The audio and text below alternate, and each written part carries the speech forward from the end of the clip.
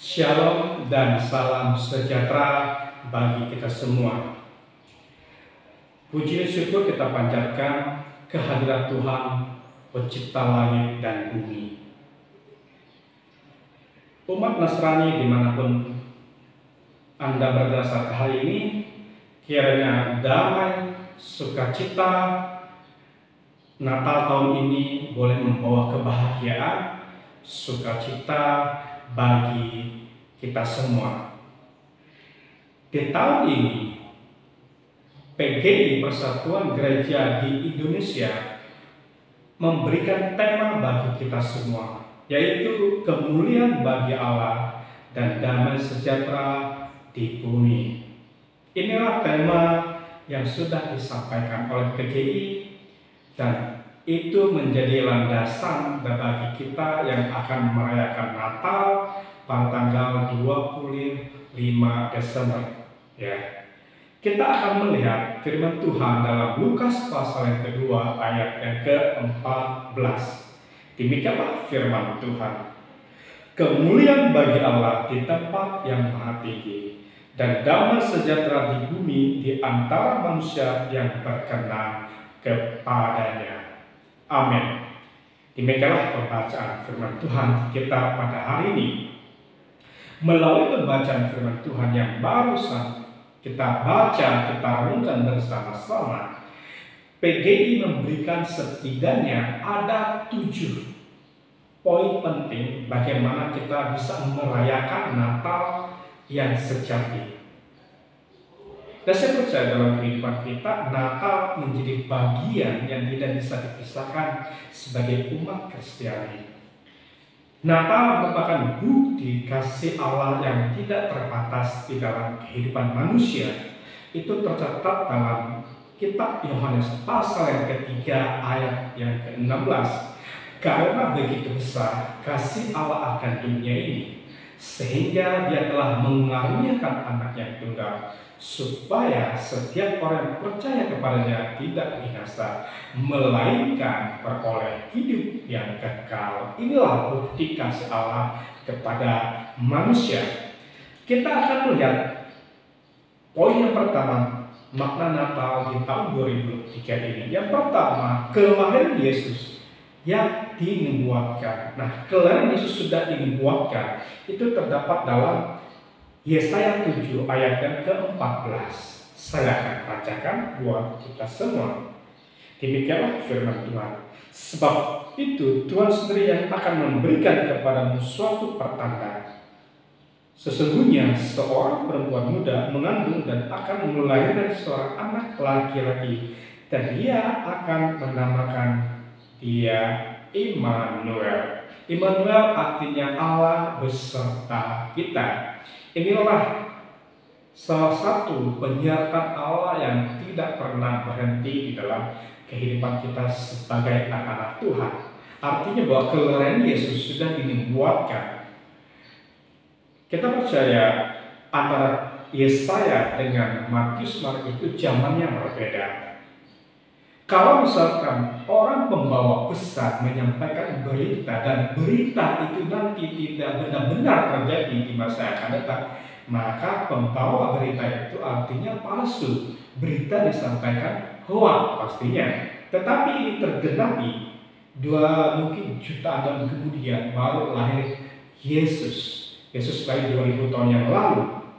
Nah, inilah bukti nyata bahwa firman Tuhan benar-benar pasti tergenapi. Waktunya kapan? Kalau berasal Tuhan pasti terjadi.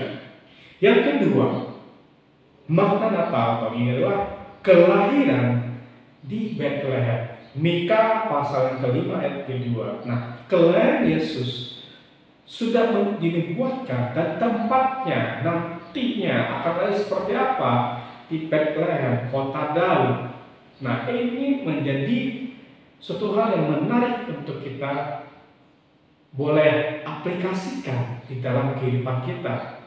Bahwa segala sesuatu punya alur, punya waktunya di dalam kehidupan kita. Demikian dengan persoalan kehidupan kita. Tuhan punya waktu tersendiri. Tuhan yang berkala atas kehidupan kita. Yang ketiga, kedatangan sebagai Raja dan Penyelamat. Yesaya 9 ayatnya ke-6.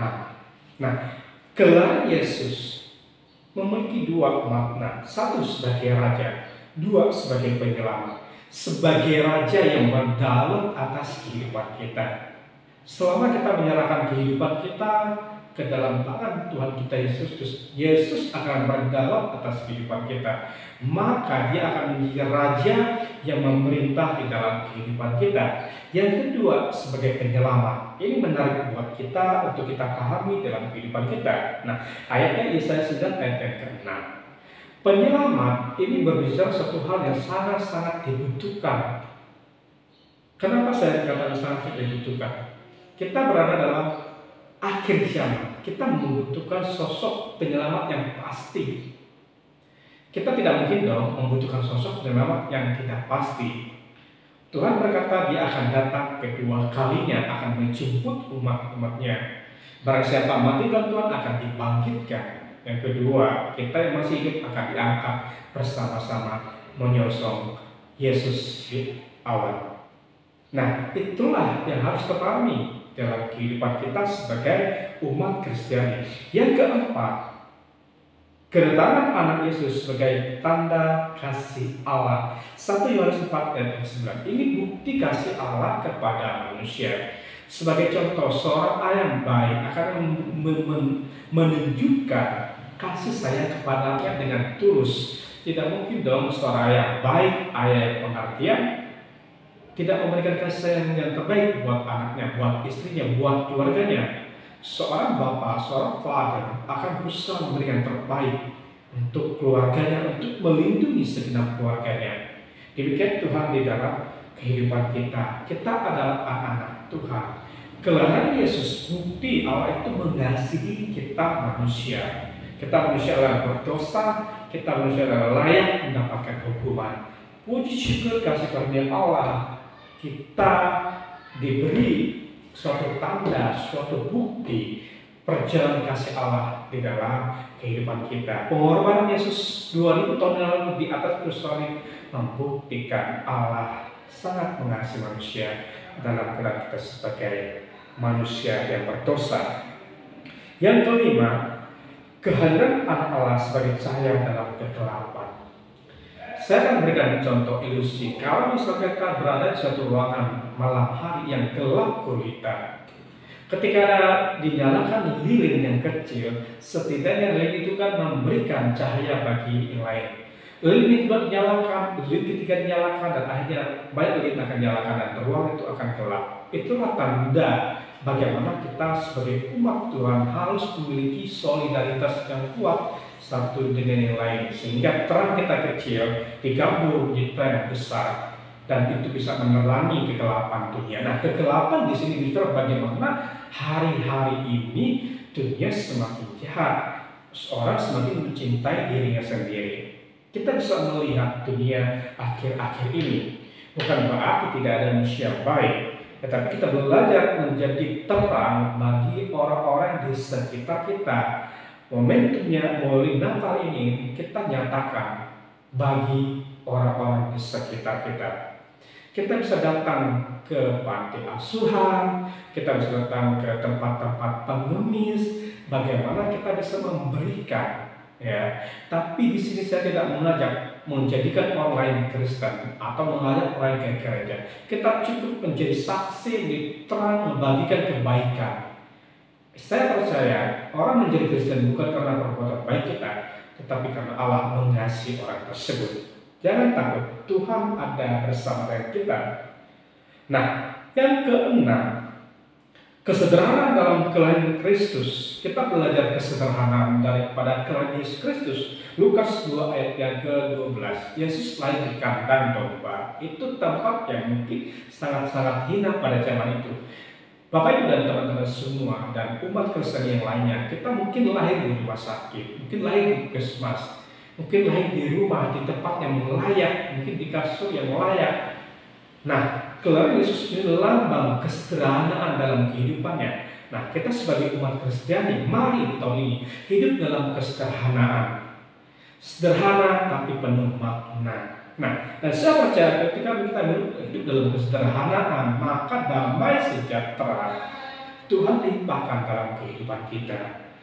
Kita tidak boleh menjadi orang yang tanda kutip sombong. Tidak boleh menjadi orang yang sok-sok gaya-gayaan. Tidak perlu bergaya. Hidup sederhana, syukur apa yang kita miliki. Jangan mencari suatu hal yang bukan milik kita. Belajar kita dalam kehidupan kita bagaimana kesederhanaan itu menjadi bagian yang sangat penting.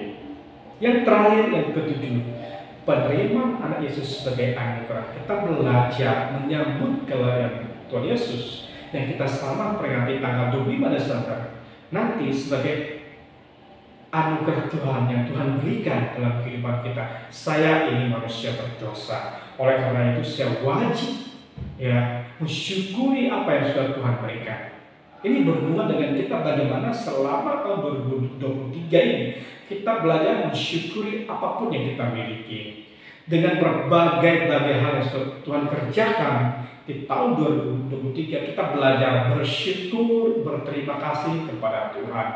Belajar bersyukur, berterima kasih kepada istri, berterima kasih kepada anak-anak, berterima kasih kepada partner tempat kita bekerja, tempat di mana Bapak Ibu boleh bekerja.